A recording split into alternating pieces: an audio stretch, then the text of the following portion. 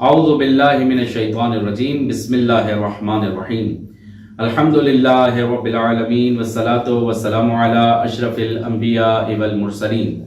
اما بعد، آج پھر آپ کی خدمت میں آپ کی مشکلات اور ان کا حل لے کر حاضر ہوئے۔ آج ایک اساسی مشکل پر گفتگو کریں گے کہ بعض اوقات انسان یہ سمجھتا ہے کہ اس کا کوئی آسرا نہیں، کوئی سہارا نہیں، یہاں تک کہ اللہ سے بھی توکل کا راستہ اپنے لیے خود ہی بند کر دیتا ہے، یعنی اللہ سے یقین، توکل سب ختم ہو جاتا ہے۔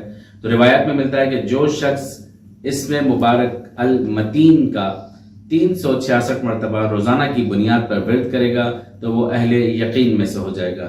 اسی طرح روایات میں ملتا ہے اگر کسی کو یہ توفیق حاصل ہو جائے کہ 100 مرتبہ روزانہ اللہ کا ورد کرے، یعنی 100 مرتبہ اللہ اللہ اللہ دہرائے، تو اللہ تعالیٰ اسے اہل توکل میں سے قرار دے گا اور اس کے یقین میں، ایمان میں، توکل میں اضافہ ہوگا۔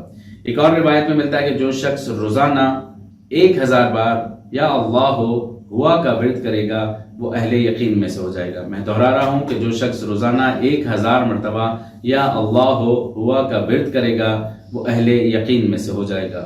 امید ہے کہ آج کی نشست ہم سب کے لیے مفید رہی ہوگی۔ والسلام علیکم ورحمۃ اللہ وبرکاتہ۔